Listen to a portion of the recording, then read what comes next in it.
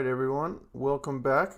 Today we will finish up chapter 10, which is we'll be going now into the fossil evidence for the earliest members of the hominins. So these are going to be all of the fossils that lead up to the genus Homo. They're still considered humans because they're bipedal, but human is not necessarily the synonymous colloquially as we think about Homo sapiens. So these are distinct species that differ from Homo sapiens in a variety of anatomical ways, which we'll discuss. But the one common thread that unites all the early members of the hominins is the fact that they are bipedal.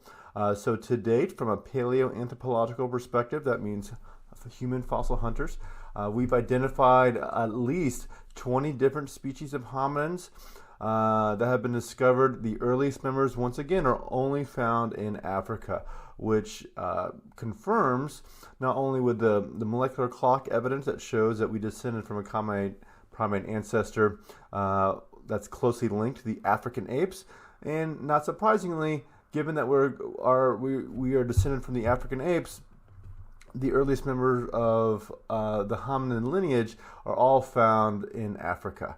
So we're going to discuss those earliest members today. And then we'll start on Wednesday, chapter 11, which gets into the genus Homo, as well as some of the behaviors and archaeological evidence of hunting and scavenging and things of that nature. So of all the members that have since been discovered, obviously Homo sapiens are the only ones that have yet to go extinct. But what's interesting to think about is that for the majority of that 6 million years till present, there's multiple hominins running around at one time, meaning there's multiple species of hominins that were alive on the planet at the same time. And it was only roughly really within maybe the last 30,000 years when the Neanderthals went extinct that Homo sapiens became the last remaining hominin left. So I always think it's kind of fun to think about as we're going through these lectures, imagining if you're roaming around the African savanna and there was likely multiple of other species of primates that were bipedal that were also competing for a similar niche and moving into different climates and then undergoing further speciation events. And, sorry, my glasses are getting all smeared. And it's important to remember, up to this point, when I talk about who are our closest living ancestors, that would, of course, be the chimpanzees, bonobos. So every chimp and bonobo species are more closely related to us than they are to any other primates. Similarly, every ape is more closely related to us than they are to any other primates. However, when you're looking at the fossil record now, every species that we're going to be talking about, because of the fact that the last time we shared a common ancestor with a chimp and bonobo relative was 6 million years ago, every member we're going to be talking about now has been a more recent common ancestor. So we could get DNA from these earlier bipedal hominins. The idea is that it would be more related to them than we would be to chimpanzees or any other ape. It's because we share a more recent ancestor with the hominins versus any other apes. But of course, none of them are alive today, so the closest living ancestor are the apes, and the closest extinct ancestor would be Neanderthals. So we'll talk about Neanderthals over the upcoming week, and we'll talk about some of the implications of that fact here. So again, as a reminder, come test time, I want you to be able to describe the difference between hominid, which would include all of this. So all of the living and extinct apes and hominins. But for the purposes of this chapter and next, in the remainder of this course, we're only going to be talking about hominins. Because as a reminder, as I just mentioned in the last slide, we last shared a common ancestor here around 6 to 7 million years ago with not a chimp or bonobo, but a chimp and a bonobo ancestor. And then we split off and started speciating into our own lineage. So, and then when I was talking before, there's been at least 20 different species of hominins that have been identified. So all of these species of hominins that have since gone extinct are more closely related to us because they share a more recent common ancestor. You see here, millions of years. These guys are all more recently related to Homo sapiens than we are to any bonobo or gorilla ancestor. Now, another thing to think about when we're talking about speciation, how these microevolutionary changes lead to macroevolutionary changes, I want to debunk this notion that all of a sudden there was this a Homo sapien just arrives, or a chimp just arrives. So I know it seems counterintuitive, but every Homo sapien parent gave birth to Homo sapien babies. And this video kind of touches upon this counterintuitive explanation about what the fossil record actually means, given that we're going to be talking about the fossil record.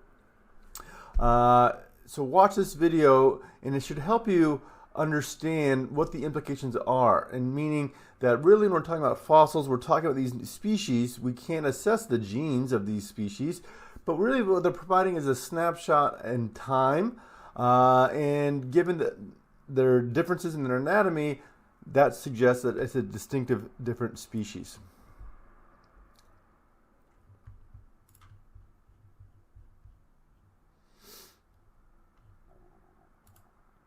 What does it take to be a Shengyun dancer?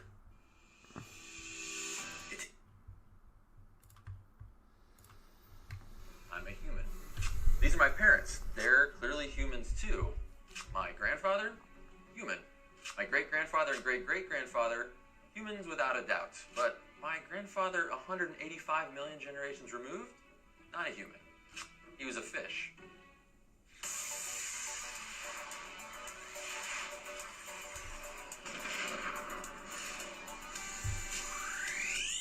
So imagine you could take a picture of every ancestor down the line and put them in a big stack. Every father's father,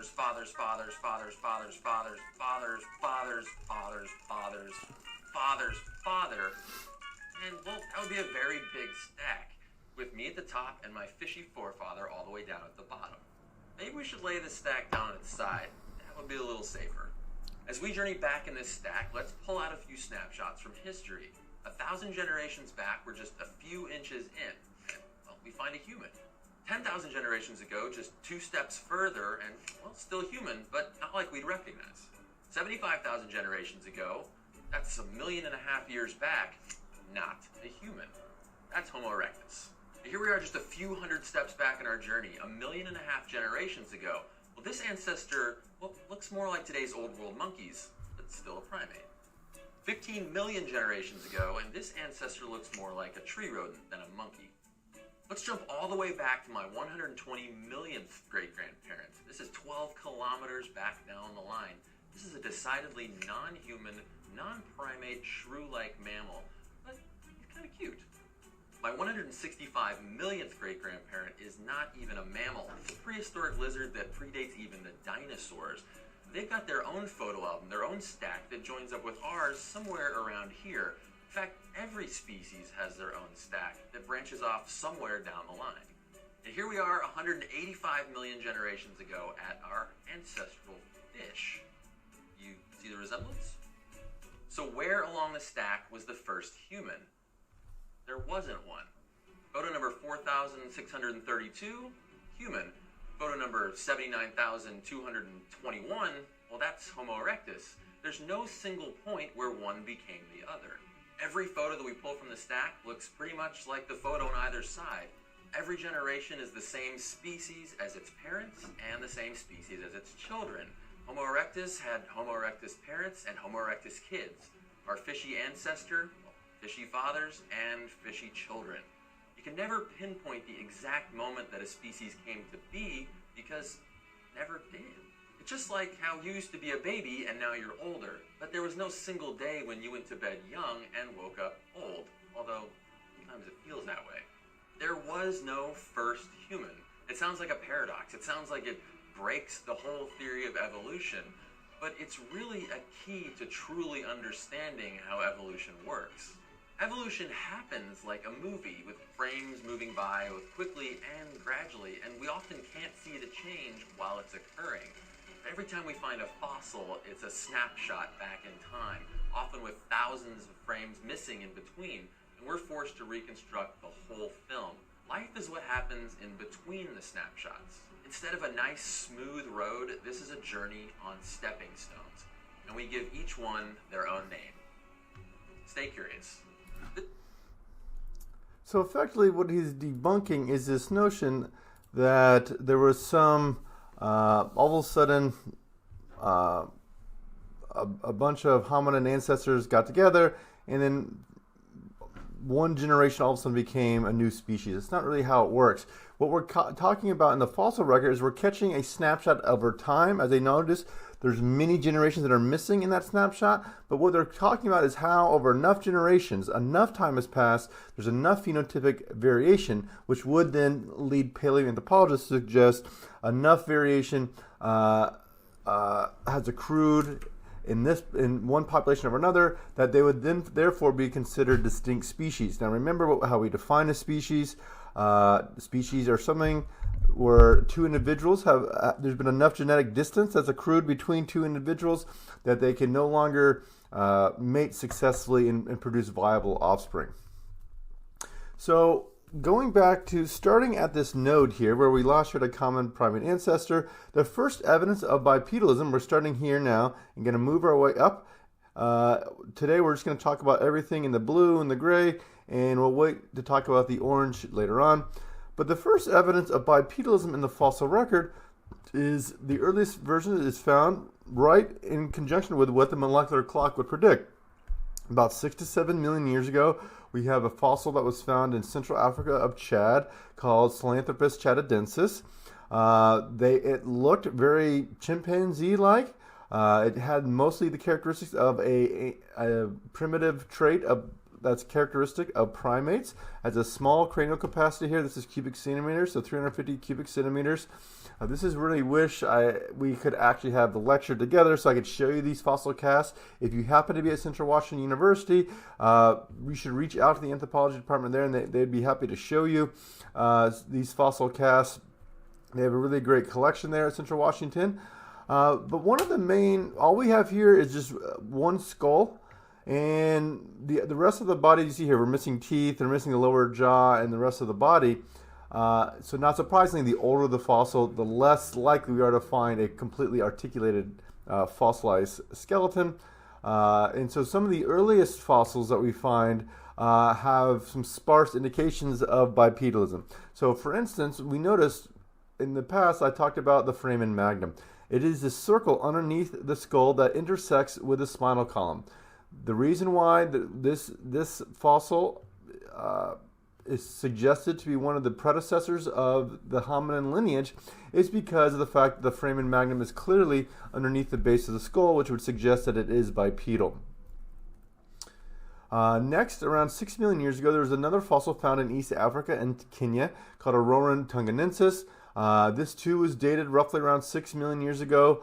The morphological features of the incisors and canines look very chimp-like, so they have larger canines, larger incisors, but the molars are smaller.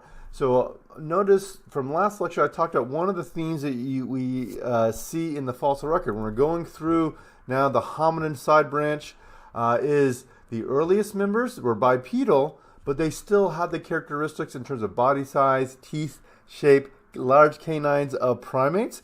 And then over time, bipedalism came first, and then the faces got flatter, the teeth got smaller, and the brain size began to increase. So these earlier members of these fossils think about a sort of a basic primate characteristics, but they're now definitely walking on two legs.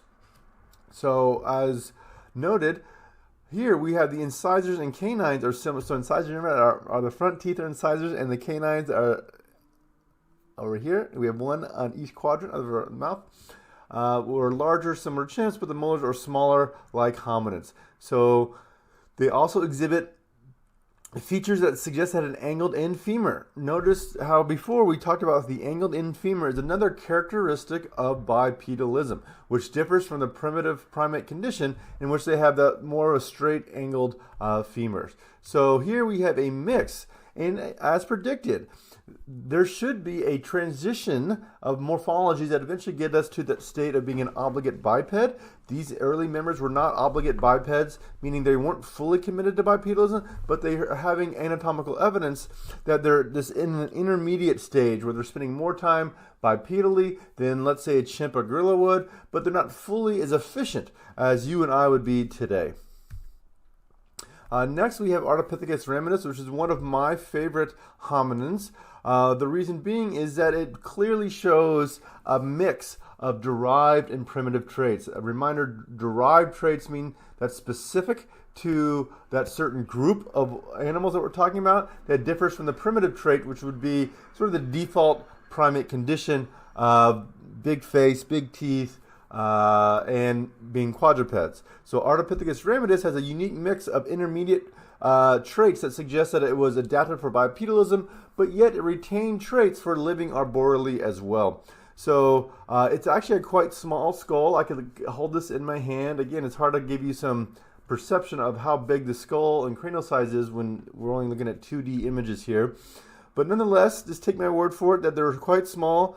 Again, this chimp-like skull size, prognathic face, but they had a mix of primitive features that's characteristic of primates and derived features that are characteristic of the hominin lineage within our genus, like Homo. So they were small body size, only about, this is a female about close to 4 feet tall. We have a really nice bone assemblage here of Ardipithecus ramidus fossil.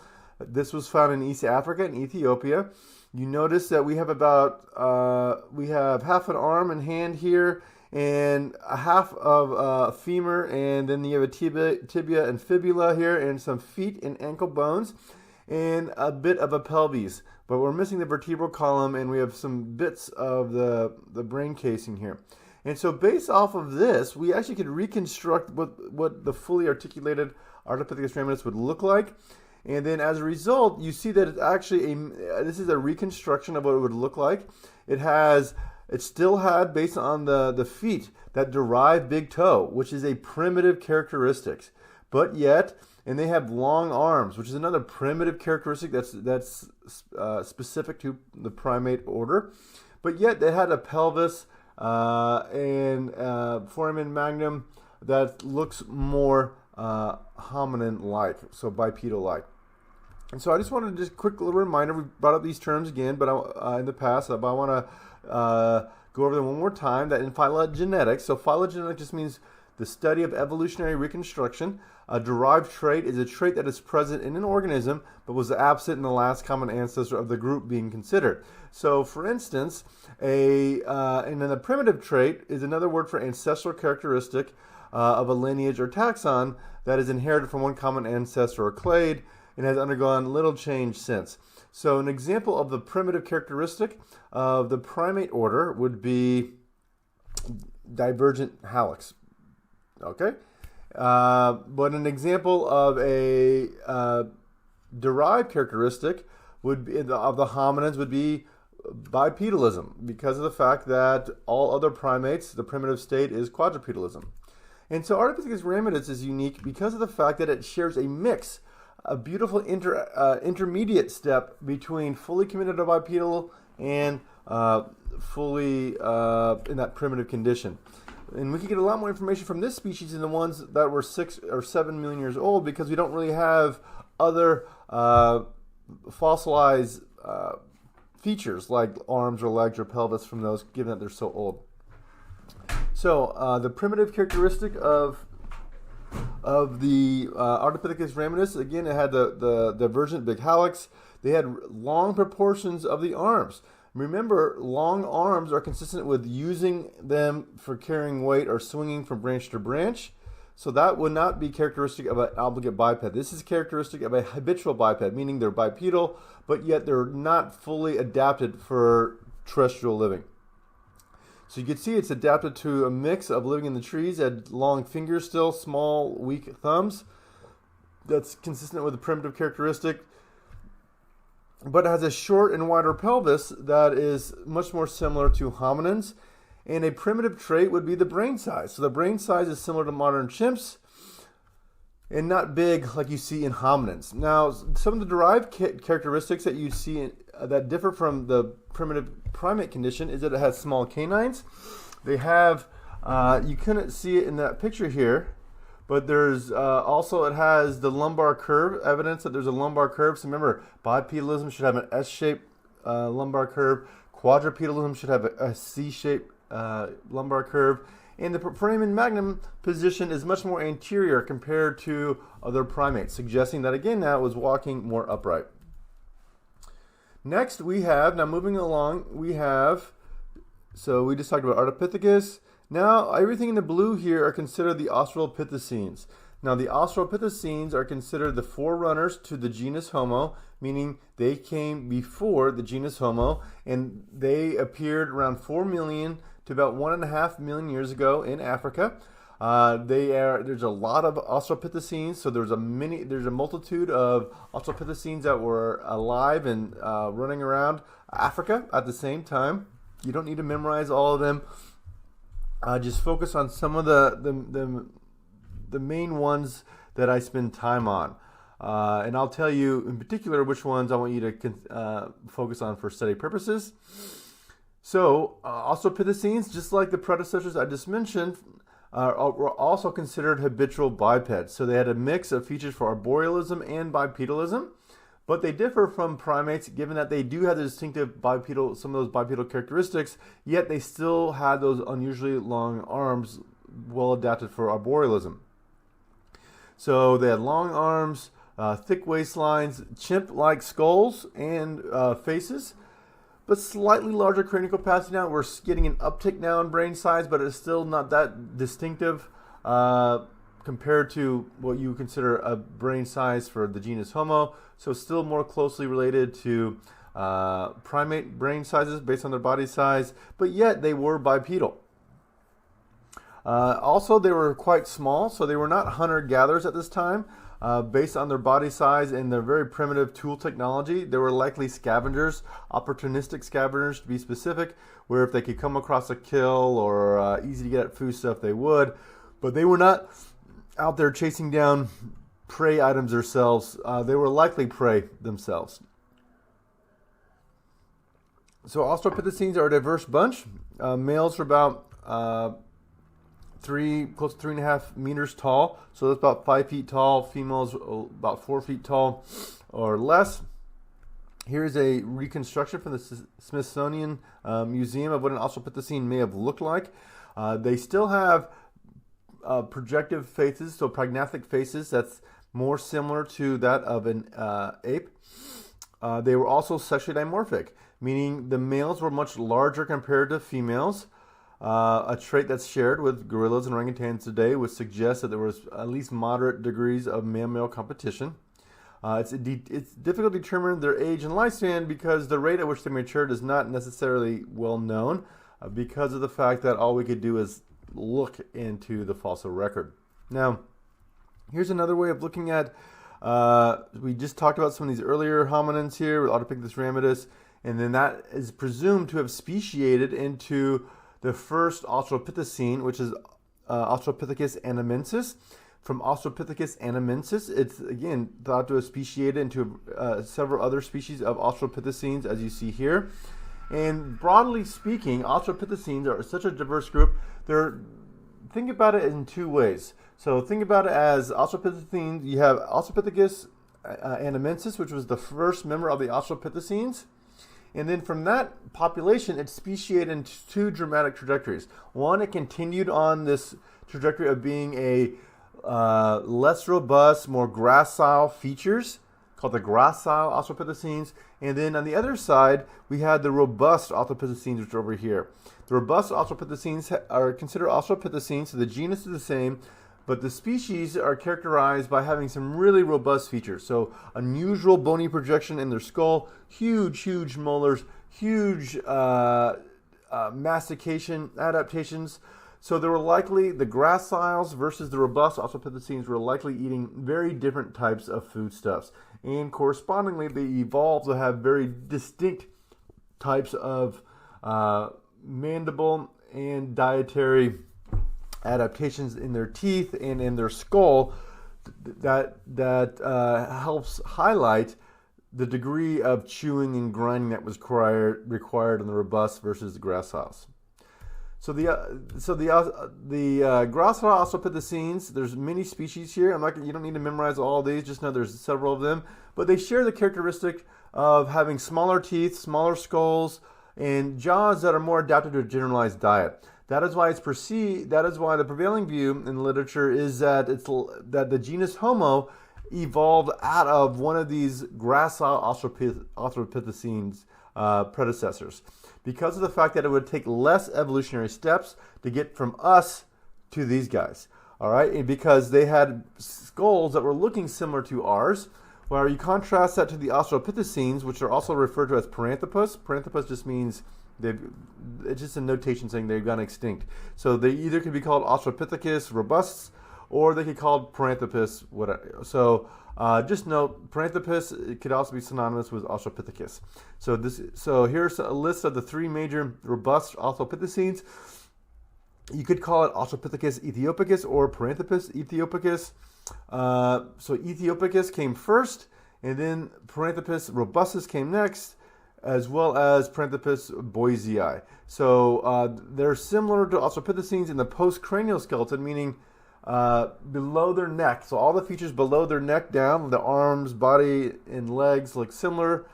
That's what unites all the Australopithecines, but the skull is very distinct and very different. They have massive jaws adapted to chewing tough plant materials. Also at this time, we have another species called Kenyanthropus platyops. There's only one specimen found in North Kenya at this time, around 3.5 million years ago. We don't really know much other than the skull, so it doesn't really tell us much more about it. But again, it just highlights that there likely was multiple hominins running around that 4 to 1 million year old age range. So here we have where these Australopithecines were found. So they were found in Central and mostly East and Southern Africa. So around 3 to 4 million years ago, we know that this middle area was jungle. Now, just because we don't find any fossils there, does that mean there was no hominins living there? No, that just means that, again, as we talked about before, that the fossil evidence is inhibited here. Species are inhibited from fossilizing because jungles are quite acidic and not good environments good environments to preserve an animal to fossilize. But here we have these different species. So everything in orange here are the Australopithecines. So in the green are the older members of the hominins. We talked about the first evidence of bipedalism, and then as we're moving now from about 4 to 1 million years, the Australopithecines were around. And let's first talk about the gracile Australopithecines. So here we have Kenyanthropus platyops. The one I showed you we don't really know much about. It's kind of this weird little random data point. But it definitely was bipedal, so that's why we include it in the hominins. It may have been a separate genus. We're not exactly sure. And then these over here are considered the gracile Australopithecines. We have Australopithecus afarensis, Australopithecus africanus. This is an adult. And then here is a juvenile fossil that we also found. So these specimens that appear similar to chimpanzees in terms of body size and cranial shape, again, but the major difference is that they were bipedal. Contrast that to what it looks like with the robust Australopithecines. Now, the robust Australopithecines have very distinctive shapes. The oldest member of the robust Australopithecines is Australopithecus ethiopicus, this one right here. So this is thought to be the oldest member of the robust Australopithecines, and then these two species on the ends, this is Australopithecus boisei, or also could be called Paranthropus boisei, and this is Australopithecus robustus, or Paranthropus robustus. Again, this could be called Paranthropus ethiopicus or Australopithecus ethiopicus. For the purposes of this, I'm going to just refer to all these Australopithecines as the same. I'm not going to say Paranthropus. But notice one of the things you can't really see that well here, but there's a little bony mohawk on these guys. So if you looked at a gorilla skull, I wish we had the opportunity to show you a gorilla skull. They have a large bony projection on the top of the skull. As a reminder from last section, we talked about how gorillas are huge, but yet they spend most of their time chewing and eating low-quality foodstuff. So they eat a lot of food all throughout the day. As a result, they evolved to have specific mastication adaptations. They have an extra bony projection on their skull. It's not for fighting, it's actually for site of muscle attachment. So they have huge jaw muscles that go intersect through your zygomatic arch. There's actually a hole right here. You could feel your temporalis muscles when you chew. See, feel those muscles. So because gorillas chew so much, they evolved this sagittal crest, where there's an extra site of muscle attachment. And similarly, this is what you find in the robust Australopithecines. Now, when we're trying to reconstruct what these animals were likely eating, what types of ecology do they inhabit, the best we could do are use the models from the patterns that we have in living types of primates today. We know that gorillas eat low-quality foods, hard to get at foodstuffs, and as a result, they have some specific dietary adaptations that are in their faces. Similarly, because these robust Australopithecines, they had huge molars, small incisors, small in canines, but giant molars, which suggests that they were grinding probably hard to get at foodstuffs, whether it's nuts or maybe roots. And then they had sagittal crests. So extra site of muscle attachment that likely help increase the force and pressure. So when you're thinking about the robust Australopithecines, think about them as their skull is actually evolved to be the tool. The gracile Australopithecines and then our genus, their skulls are evolved for generalized dentition, not a specific type of dietary regime, where they were likely using tools or other forms of processing outside of their body to break down hard to get at foodstuffs. Where robust Australopithecines were actually using their skulls as like a vise to grind, and you see it. They have disc-shaped faces. They would have been able to exert a ton of force, but this is Australopithecus boisei. This is the most robust of all the robust Australopithecines, so that could be a good test question. So don't be tricked by thinking Australopithecus robustus is the most robust. You see boisei here, the faces of boisei are gigantic, but yet they still had a pretty small cranial size, similar to that of a chimp.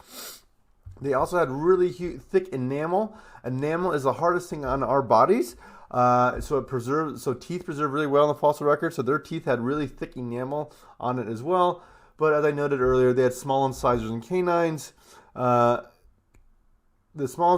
incisors and canines compared to gracile forms, but much larger molars specialized for a diet requiring heavy chewing. They also have these huge zygomatic arches. So zygomatic arches are, in effect, their cheekbones. They're much more sexually dimorphic than the gracile forms, which suggests that there was higher rates of mammal competition in the robust line versus the gracile line. So the earliest member of the Australopithecines was Anamensis, which was found in East Africa and Kenya. You see they have pretty decent-sized molars here. This is dated to about 4 million years ago. And then from this population, it's thought that the robust and gracile lines speciated. We have about 100 fossil specimens that were associated with 20 different known individuals. So it wasn't just some random one fossil. As the timeline gets closer and closer, we start getting more and more fossils. As the timeline it goes further back in the past, like 6 million or 7 million years ago, it's harder and harder to get a full complement of individuals because, again, as time goes on, it's harder to find these things and harder for these fossils to bones to be well preserved in one spot. So it has a combination of ape, primitive features, and human-like features. So they had, the long forearms, curved fingers, which is well adapted to living in trees. But the upper and lower jaw was more human-like, and the part of the tibia and the humerus were clearly related to bipedalism. So the tibia is the lower leg bone, looked more human-like in terms of proportion, and the humerus, the upper arm bone, looked more human-like. So meaning the proportion of the length of the arm bone, the upper arm bone, and the lower limb looked more human-like, despite the fact they had curved fingers for arboreal living again indicating that it was a mix of bipedalism and living in trees. Now, the most famous Australopithecine is called Australopithecus afarensis. The reason being is that we have a beautiful, over 40% complete articulated skeleton that was called Lucy. The reason why Lucy got its name is when the paleoanthropologist discovered this fossil. Lucy in the Sky with Diamonds from the Beatles was playing, and therefore, as the story goes, it got its name. And so from this, we were able to piece together how big Australopithecus afarensis was. So in comparison to Homo sapiens, you see that they're quite small. This one was about 3.5 to 4 feet tall. They still had curved hands. Again, remember, all Australopithecines were habitual biped, meaning they were a mix of bipedalism traits and arboreal traits. So they had an ape-like brain. Again, small ape-like brain, but they were clearly walking on 2 legs like a hominin would be. We have lots of these fossils found. It's thought to have evolved from Australopithecus anamensis, and it's thought to have lived in woodland and savanna habitats. It's likely the direct ancestor to the genus Homo. So that's also hugely important. The date range for afarensis fossils are about 3.5 million years ago to about 3 million years. So we have fossils from over 300 different individuals that have been part of this species. They were more prognathic compared to modern humans, but flatter. Their faces were more prognathic, but flatter faces compared to chimps. So again, you have a mix. Excuse me. You have a mix of, now you see that anatomically speaking, now the hominins are getting less chimp-like, more human-like. They had large molars that's similar to chimps. They had a slight sagittal crest similar to chimps, but also their teeth suggest they had more generalized diets. The teeth were not nearly as big as a robust species, and again, still had the pretty small cranial capacity on par with chimps. They were sexually dimorphic, but not nearly as extreme as you see in the robust Australopithecines, but they clearly had angled-in femurs and a pelvis that looked like ours.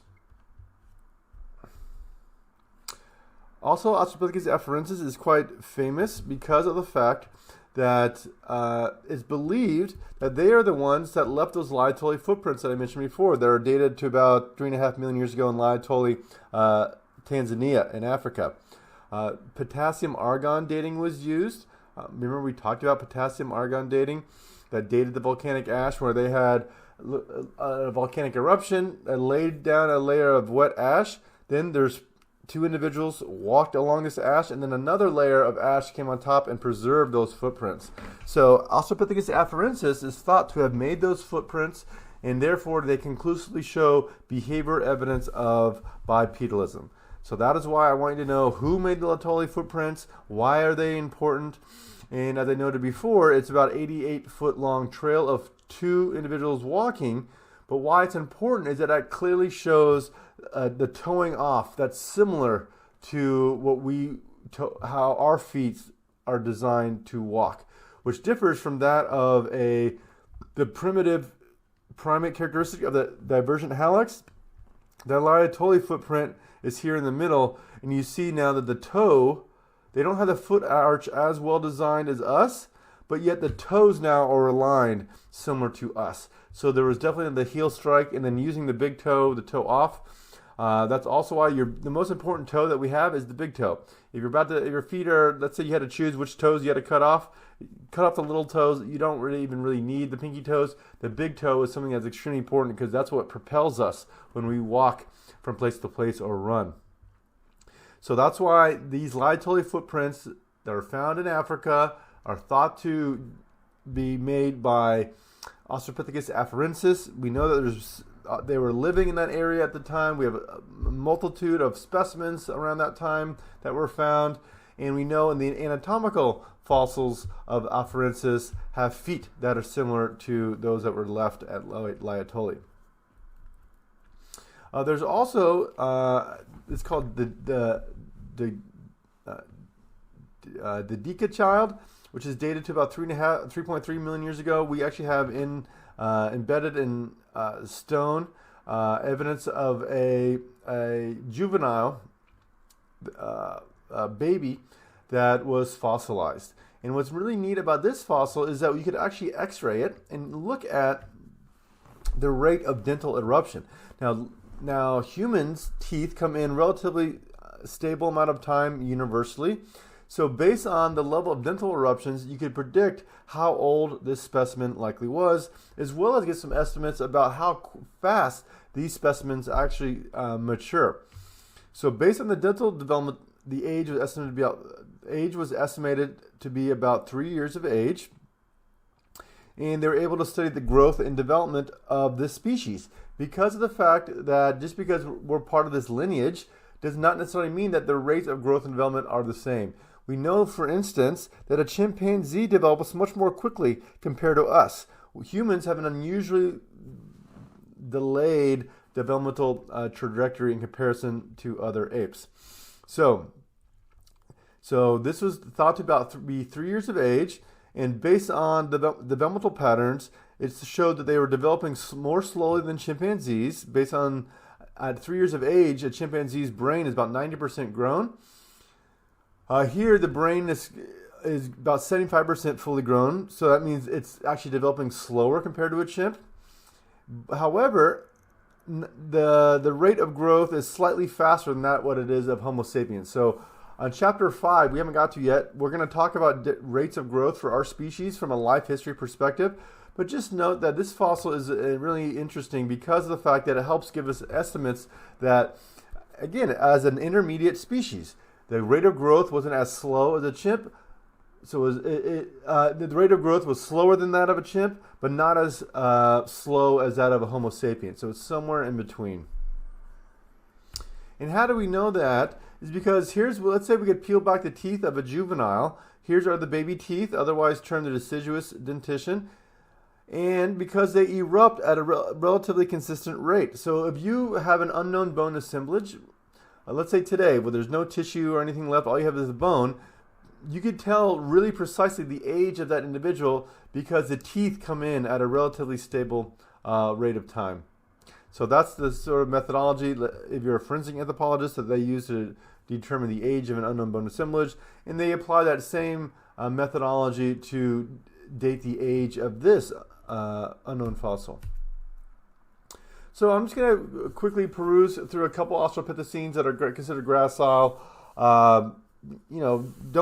Don't worry too much about the specific names of these, but I do want you to know the characteristics of the gracile Australopithecines versus the robust Australopithecines, as well as understand why Lucy is famous and why Australopithecus afarensis in particular is really important because it's associated with bipedalism. We have a lot of individuals where we can see they're sexually dimorphic, and it's associated with behavioral walking on two legs in those Laetoli ash. So another member of the gracile Australopithecines is Africanus. This dates to about 3 to 2.2 million years ago. This one was found in South Africa. Its name means southern ape. The Tong Child is a famous fossil that was actually found when limestone miners were blowing up mines looking for limestone, and then they found this skull. So you see that the tongue. So you see that the Africanus is still a small brain, but it was definitely bipedal based on the position of the foramen magnum. So come test time, you should definitely know what I mean by that. Now, however, what differs from some of the predecessors, the fingers were not curved. So now you start seeing, again, it's not just all of a sudden one species, everything is fully modern bipedal. No, there's intermediate pushes and pulls, intermediate transitions becoming more and more bipedal. Part of that is the hands. You're spending less time in the trees. You don't need curved fingers anymore because you're spending more time on the ground, which is propelling more refinement of those bipedal characteristics. They still had large molars and premolars compared to us, and thick enamel. but nonetheless, it's still smaller than that you see in the robust Australopithecines. So here's what an adult one looks like. All right, so this is, again, you see the face here still looks chimp-like, but the face is getting smaller and the teeth are still getting smaller. There's also one that's called Australopithecus garhi. It's dated to about 2.5 million years ago in Ethiopia. They still had slightly larger brains than chimps, but not much so, about 450 cubic centimeters. They have a sagittal crest, a little bony projection here, a side of extra muscle attachment. They had a very prognathic face, and there's evidence that they may have been the first hominin to actually start using stone tools. For the longest time, we thought Homo habilis, which is the earliest member of our genus, the name literally means handyman, was the first member to be able to be smart enough to actually create tools. Of course, we always think we're so superior. Of course, we think our genus was the only species smart enough to make stone tools. But now we actually find stone tools dated further back than Homo habilis that's associated with Australopithecus garhi. Here's another member of Australopithecus, of Australopithecine, which is Australopithecus sediba, which was discovered in 2008, so relatively recently, dated about 2 million years ago. There's 2 adults and 2 juveniles found in South Africa, embedded in rock. Based on the flora and fauna that's found with these fossils, it suggests that they lived in savannas and ate fruit and other foods from the forest. So the behavior is similar to modern-day savanna chimpanzees. And so it's actually quite interesting. The conditions in which they fossilized allowed them to extract plant phytoliths from the dental plaque, which allowed them to actually reconstruct the types of foods they're eating, because they could actually pull out the dental plaque that contained some of the particulates of plant matter. Still had about a little bit over 400 cubic centimeter brain, still pretty small, chimp-like, but definitely bipedal. But used their upper body for climbing. They still had the long arms. So remember, all the Australopithecines, all of Sahelanthropus chattadensis, Ardipithecus ramidus, were all considered habitual bipeds. However, they're getting a little bit smaller premolars and molars compared to the predecessors, and an even more flat face. All right, so those are just that was a quick summary of those last several species of the gracile Australopithecines. So let's dive in a little bit further about the robust Australopithecines. So one of my favorites is the oldest member of the robust Australopithecine, emerged around 2.5 million years ago. It's found in Lake Turkana, Kenya. And you see here, this is this beautiful sagittal crest, this big sloping bone, the function of which was the jaw muscles would actually intersect with, this is called the zygomatic arch. It would intersect here and then attach to the sagittal crest. Again, you'd only see features like this in animals living today that require a ton of chewing. So they likely were eating something very different than all these other members I just showed you. Because these gracile Australopithecines have very gracile features that's adapted for generalized diets. These had specialized dentition, specialized morphology in the skull that's specialized for being an anvil, crushing and grinding hard to get at foodstuffs. They are very sexually dimorphic, small front teeth, massive large premolars and molars. So be able on test time to tell me, hey, what are some defining features of the gracile Australopithecines versus the robust Australopithecines? It'd also probably help you to understand that this is the oldest member of the robust Australopithecines. From that member, it's thought that Robustus and Boisei speciated from this ancestral population. So Robustus was around for close to 1 million years. Another thing that's interesting when you're thinking about the hominins, I want you to picture that some of these species were around for 1 million or more years, despite the fact they looked odd. All right, so like this species was around for close to 1 million years. Anatomically modern humans, the oldest estimate of our species is 300,000 years. Now, in that time, we lived just well, but then in the last, really, 6,000 years, we transitioned to agriculture and we dramatically altered the landscape of this planet. Now, I always think it's a fun thought experiment to think about whether or not the likely probability would ever live to, let's say, 200,000 more years or even 1 million years, like some of our predecessors did. Now, in terms of you're thinking about, well, we're the smartest species on the planet, but one way of measuring actually success is longevity. And I really don't think that our species on the current trajectory that we have it, based on the trends, has a lot of longevity. Given that we're decimating the wildlife at a really unprecedented rate, we're dramatically heating up the planet at an unprecedented rate, and overfishing and so forth. So in a very short amount of time, we had a huge population explosion due to agriculture. We could produce a lot more babies than otherwise we could if we're hunter-gatherers. And so that also makes us think about, we have these enormous smart brains, but what are we doing with them if in fact that we're not actually able to maintain longevity of our species' future? So that's why I think classes like this are important, because when you think about these really deep time perspectives, the trends that you see, and these species that we talk about, these early hominins, they had pretty small brains, like chimp size, and they lived for close to 1 million years. So you don't need a big, powerful brain if it's not all that useful. You could survive just fine being an ant or Australopithecus robustus for close to 1 million years. And so hopefully your generation will be a little bit wiser than those that came before us to think about these long-term trends and try to have social policies to extend the longevity of our species that work in concert with some of the basic principles of ecology, again, promoting biodiversity, so then we too could shore up the stability of the ecology in which we live in and pave way for a sustainable future for the youth. So, robust Australopithecines, robustus in particular, was found in South Africa. The brains are a bit larger than their predecessors, about 500 cubic centimeters.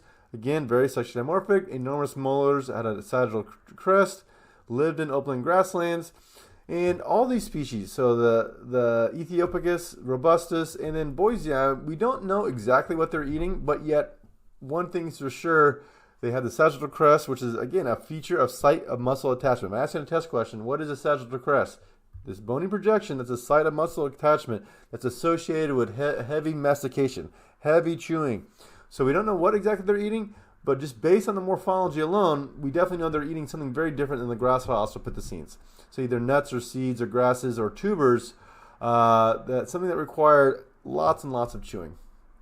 Now, one of my other favorite hominins is the Australopithecus boisei. As again, it's the most robust, hyper-robust species of them all. It too was descended from Ethiopicus. It was found in Tanzania, Africa.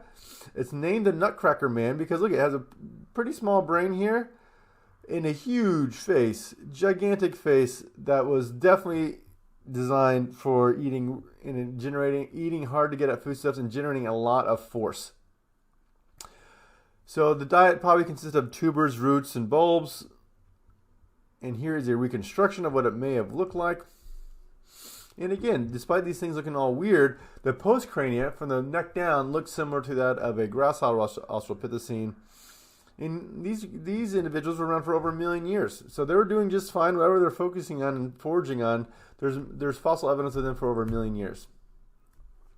So here is another indication of what these species were eating, is looking at how thick the enamel was. So if you look at the Australopithecines, those are in red. Those are what we just discussed. The African apes, these are the apes that are living today, gorillas, orangutans, chimps. And then here's Homo sapiens living today. You see the rate of growth of enamel and teeth of the Australopithecines compared to the African apes. And the enamel growth rate of modern humans is much slower. So you see the Australopithecines formed much thicker enamel and much more quickly over time. The African apes are next.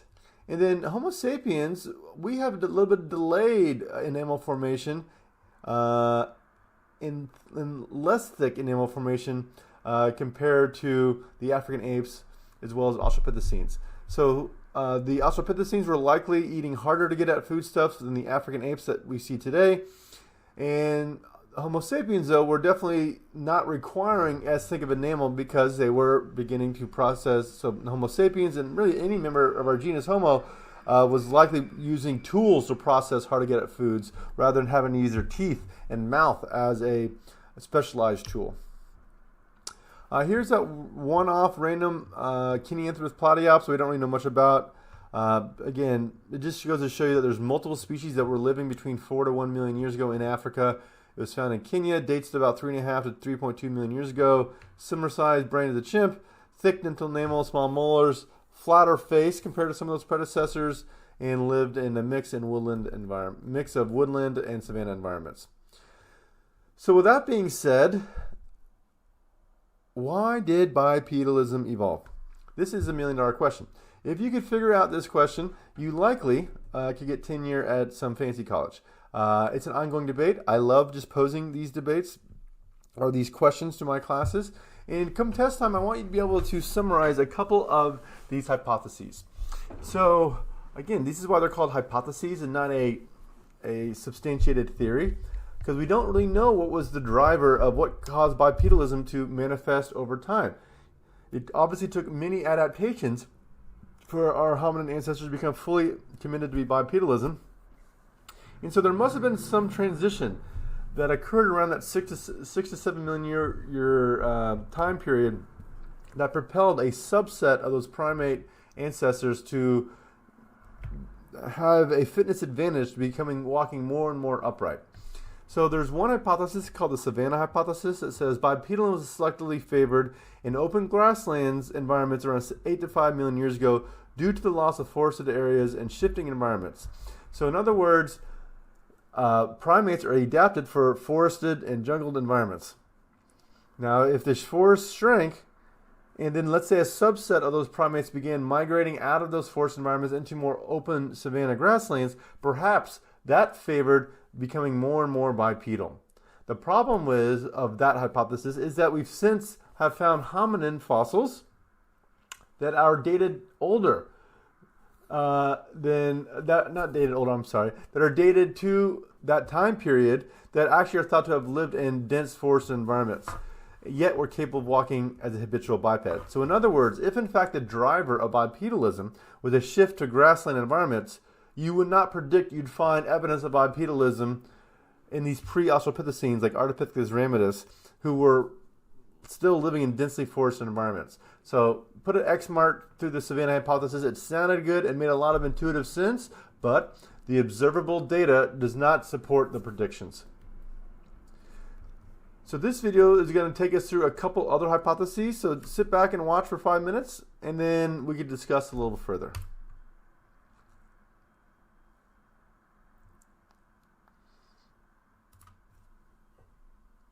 Hi, got a small favor to ask of you.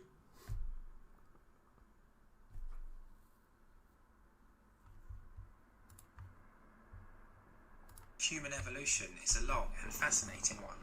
Early hominids such as the Australopithecus evolved around 4 million years ago.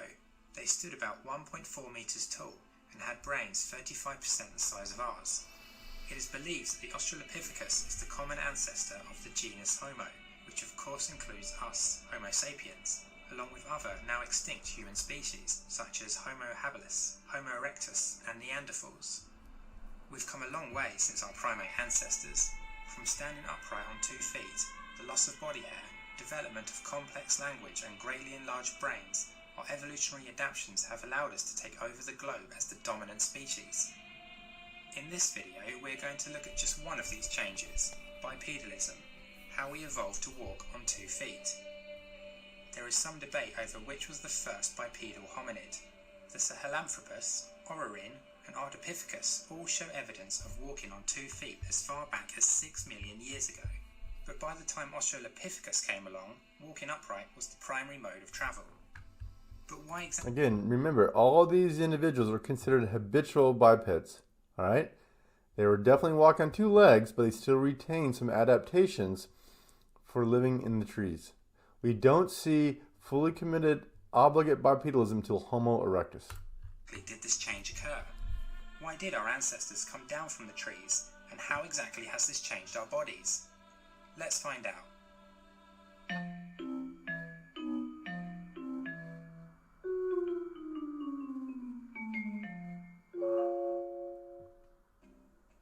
There are several different theories as to why we evolved to walk on 2 feet, and it's likely that a combination of different factors contributed to this change, rather than there being just a single cause. The provisioning model proposed by Owen Lovejoy suggests that bipedalism was a main adaptation for pair bonding between males and females. Females would mate exclusively with the provisioning male, meaning the other males would no longer need to fight with each other over the females. The male would provide food for the females, carrying more by walking upright, whilst the females looked after their young. As revealed by fossil evidence, this theory is supported by the size reduction of the male's canine teeth and body size compared with the females, which is typical of a monogamous species. Due to changes in the climate, our environment was changing from the African forests into open savanna grasslands.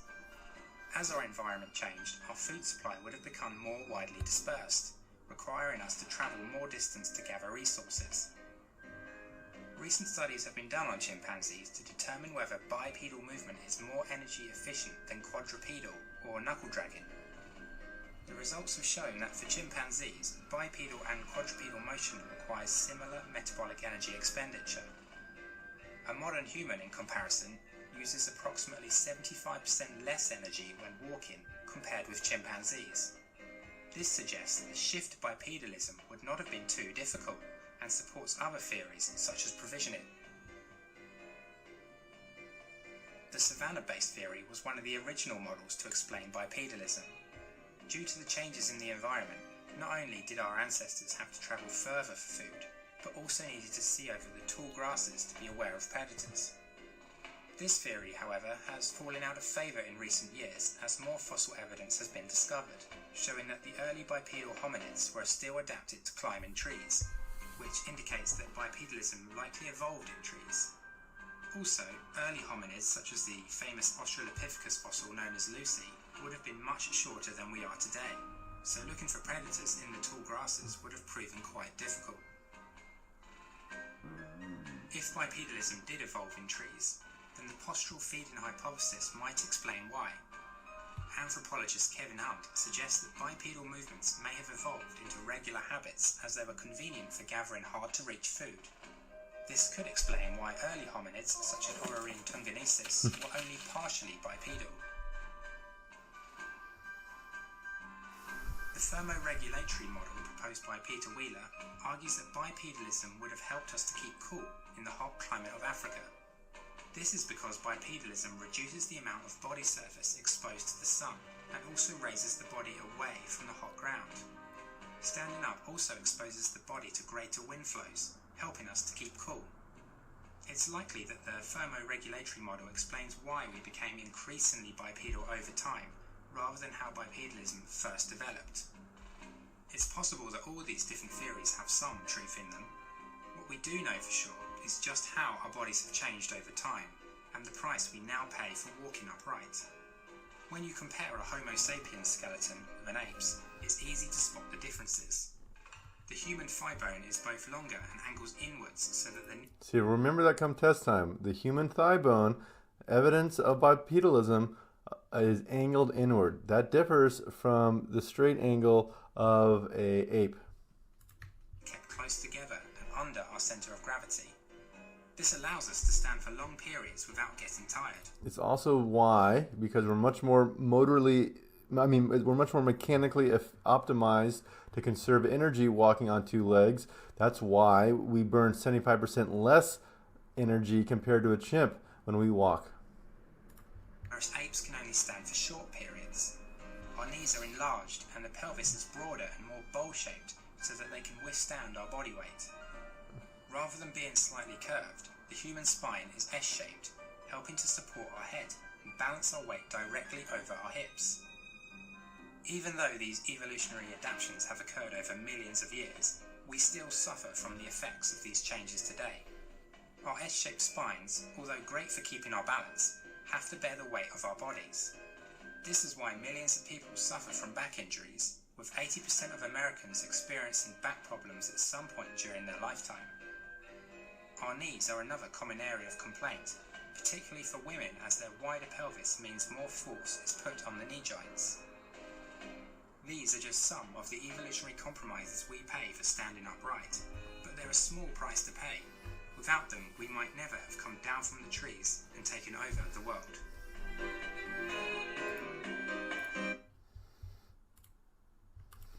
All right, so let's just quickly review a couple of the ones they noted. One was that provisioning hypothesis. The assumption is that if the provisioning hypothesis was correct, that males wouldn't need to free up their hands, so when they go provision for food, they could carry back more food resources to the female pair bonded partner. The assumption is that these ancestral early hominins were monogamous. Despite what the video says, yes, over time the canines get smaller, but yet Australopithecines were extremely sexually dimorphic. So sexual dimorphism is not associated with monogamy.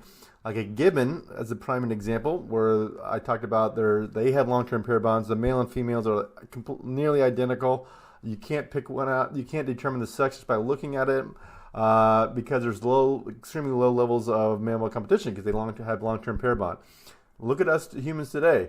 Males are average 20% larger than females, so that's likely a byproduct of male-male competition. And actually, that sexual dimorphism was larger the further we go back in time. So yes, on the whole, sexual dimorphism was decreasing, but I would not say that it's consistent with evidence of monogamy 6 million years ago. And so we have evidence of this. Here we go. So here's the Australopithecus afarensis, the Lucy species, Africanus, robustus, and so forth. Here is the key column.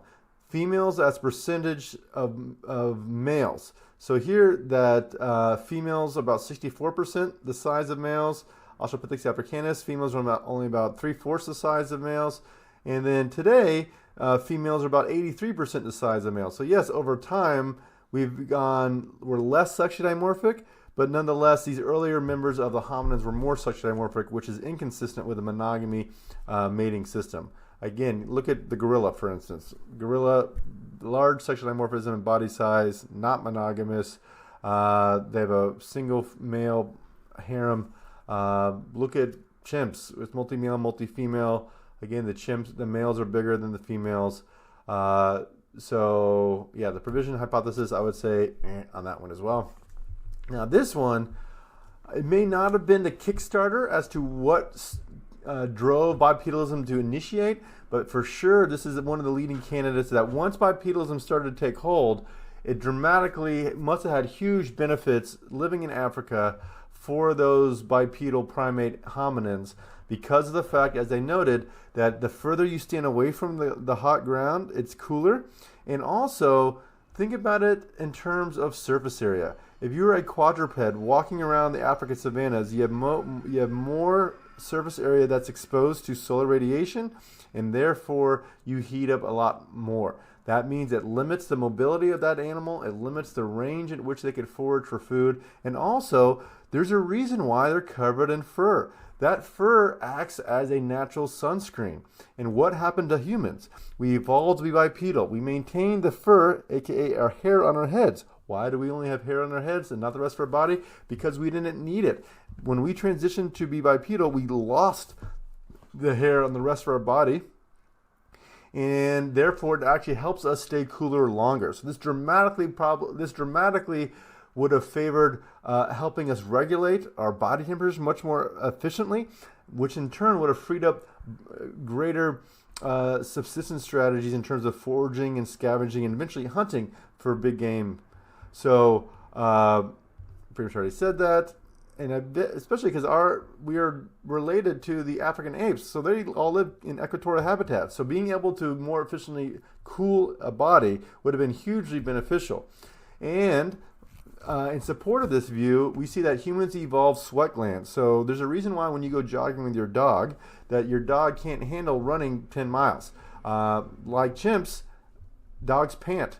So that's a less efficient way of actually emitting heat as waste, where humans evolved sweat glands. So we have about 1.6 million sweat glands throughout our body. We evolved sweat glands in conjunction with losing body hair. And so we are the only mammal that relies on secreting water on the surface of our skin to stay cool and regulate temperature. So when we sweat, it actually radiates the heat away from our skin through the molecules of water. So at some point in humanity's past, we too likely panted to thermoregulate like our ape cousins. But so it stands to reason that early human ancestors would have panda too, and then eventually, when he started becoming more bipedal, there was a suite of other adaptations like reducing body hair, becoming more upright, and evolving sweat glands that likely came in concert to facilitate us becoming better at thermoregulation of heat. So, while we're on this subject, I also want to talk about skin color just a little bit here. We'll talk a lot more about it in chapter 5. But at one point in time, mammals most have the ability to synthesize vitamin C just by in the sun. But at some point, primates have lost the ability to synthesize vitamin C, probably because they actually have it in their regular diet, so they don't need it to synthesize it anymore. Because they're getting it already, that essential nutrient from their food. But primates and humans have to rely on the sun to synthesize vitamin D. So if you don't get enough vitamin D, there's all sorts of bad health outcomes like scurvy that comes with lack of vitamin D. You get really weak bones when you're and so forth. And so that's why a lot of our food now is all in modern culture is all fortified with vitamin D. It's for people. It's to ensure that people get the appropriate amount of vitamin D. Under the hair, chimps have pale skin. So they can afford to have pale skin because they live in tropical climates, so it's shaded, and they have hair to protect them from direct solar radiation. However, when hominins moved out into more open landscapes in Africa, they lost that protective shade, and they lost their hair. So in order to combat that direct damage you get from that solar radiation, it's likely that not only did we get sweat glands to help regulate our body temperature, but it also likely selected for dark melanin. So the earliest hominins were probably shedding their hair over generation, have less and less hair, and then getting darker and darker melanin pigment. And what melanin is dark skin you see today. It's all found on areas that are native inhabitants of equatorial regions that have high levels of UV exposure. So dark skin is a natural protection from solar damage, radiation. And native inhabitants of northern regions, which have really less, like I live in England for grad school, have a lot less sunlight. They have a lot lighter skin because it actually helps them synthesize vitamin D. And so we'll talk about that here a little bit later. But nonetheless, our dark skin evolved in equatorial Africa probably from starting around 6 to 8 million years ago. So that was the default hominin condition. And it wasn't until we started migrating out of Africa into much more northern climates where there was less sun exposure did light skin get selected for. So dark skin prevents UV damage. It also prevents folate depletion. So folate is related to folic acid that you need. And if you have too much sun damage, it'll deplete the folic acid due to increased sun exposure. And this is an essential component when the mother, that's why mothers are not, if you're pregnant, not supposed to be in the sun too long, because it actually can lead to folate depletion, especially if you're light skinned. If you're dark skinned, you don't really have to worry about that nearly as much because you have that natural sun protection. But if you're light skinned, you should avoid staying in the sun for prolonged periods of time if you're pregnant. So ultimately, the dark skin provides a protective sunscreen, which is a natural adaptation for living in regions of the world that have high UV exposure. That evolved in concert with those sweat glands, and that in turn, now you created a bipedal hominin that was now able to move into different regions of the habitat that chimps or other primates would not have been equipped to do so. So about 2 million years ago, with Homo erectus, our first ancestors moved out of Africa into more northern territories in Eurasia, so in Europe and Asia. And so light skin likely did not evolve until we started moving out of the tropics of Africa into those more northern latitudes where that solar radiation is less intense. And this would be good, and we're going to go over this when we get into the genus Homo, but it's important to note that Homo erectus, not Homo sapiens, were the first species to actually migrate out of Africa. Not surprisingly, this was the first obligate biped, meaning they had modern body size, they had modern limb proportion like you and I, they had more complex tools, and they were eating more high-quality foods like meat and fish into their diet. And so we actually have fossil evidence of them in Africa 1.9 million years ago, and then shortly thereafter, about 1.7 million years ago, we have fossil evidence of them in southern Eurasia, and later on into Europe, they developed more complex tools. And so last slide of the day, I want to just discuss, so ultimately, why did bipedalism evolve? We're not too sure, but it's likely thermoregulation became a huge fitness-enhancing adaptation of standing upright, less sun exposure, evolving sweat glands, evolving dark skin to combat now less fur. And that opened the area for all new areas of foraging strategies. So one of the foraging strategies is this idea of persistence hunting.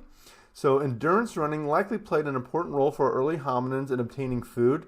Researchers have proposed that endurance running began as an adaptation for scavenging and later persistence hunting. So this is a really cool video that shows how humans today, when you're in shape, are masters at actually regulating that body temperature, which in turn allows us to exploit a unique dietary niche. Meaning they're going to show you this video of this ancient practice of persistence hunting today, where they'll intentionally target the kudu, the biggest kudu that has the biggest horns, because they'll get tired faster. They'll target them when the hottest time of the day, because these animals cannot regulate their temperature nearly as well as we can. So most top-tier predators do not hunt in the hottest times of the day. However, watch what these guys can do.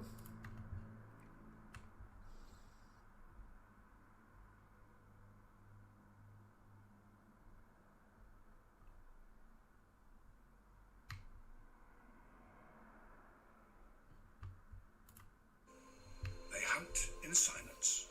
The hand sign indicates that one of them has found the track of a group of kudu. These are the San people of the Kalahari Desert, the last tribe on Earth to use what some believe is the most ancient hunting technique of all, the persistence hunt. They run down their prey.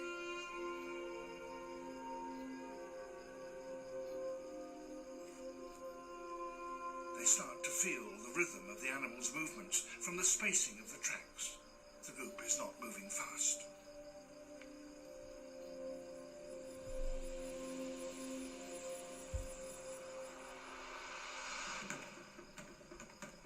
The animals have taken fright.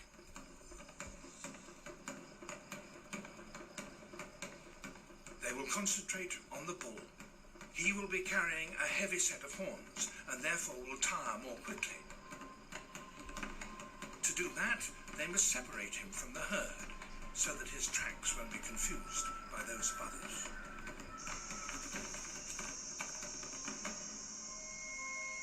The sun is directly overhead, and the men sense a change in the kudu's pace. He's slowing. After hours of tracking, they've entered an almost trance-like state of concentration.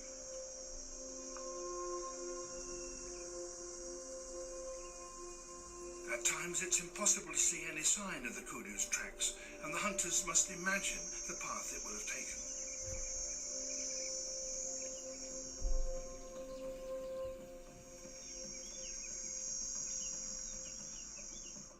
The heat is hard on the hunters, but they're now close enough for the next stage in the hunt, the chase.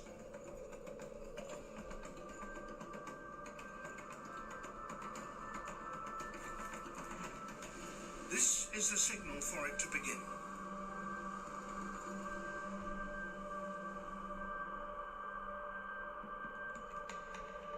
But only one man will undertake it. Karoe, the runner.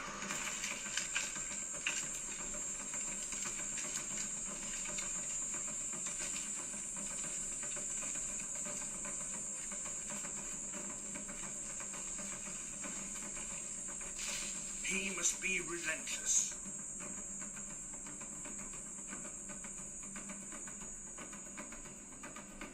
It's now a test of endurance. Who will collapse first, the man or the animal?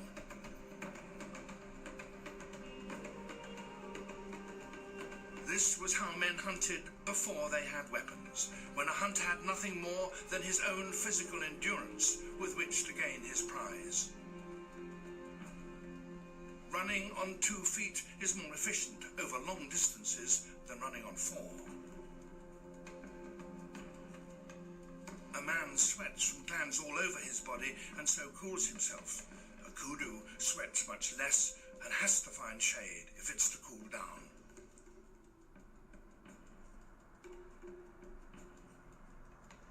And a man has hands with which to carry water, so during the chase he can replenish the liquid he loses as sweat.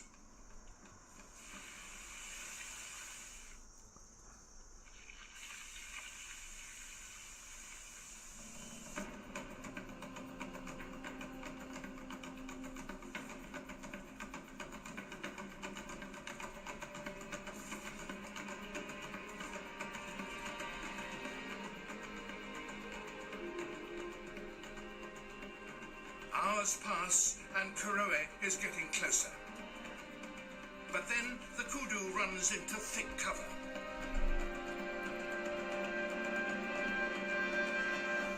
The tracks have disappeared.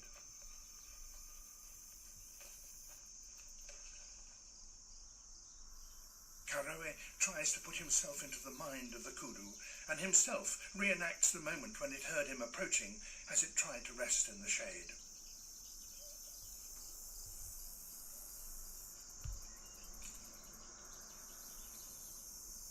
He deduces the direction in which it must have fled. It's close by.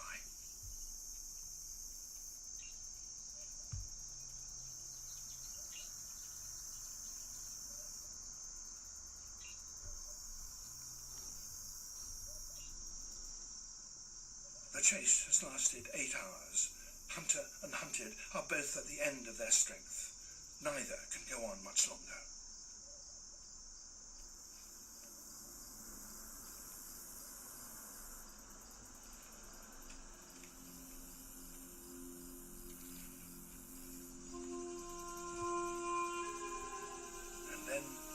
Kudu collapses from sheer exhaustion.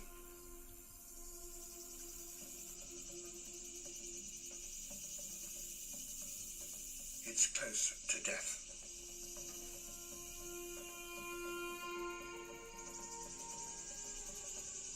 Kuroe's spear throw now is scarcely more than a symbolic gesture.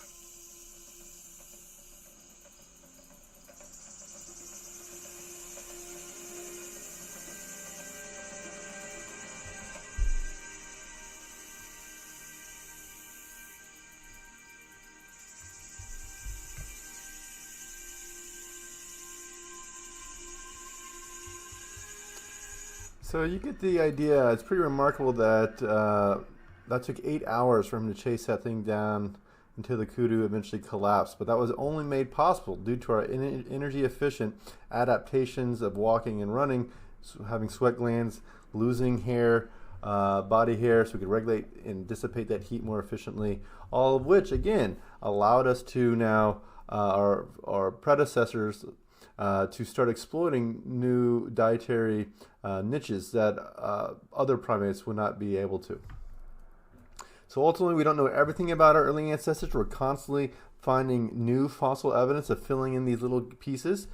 But nonetheless, you can still learn a lot about how our ancestors likely lived, the ecology, and what may have promoted these unique morphological transitions to take place.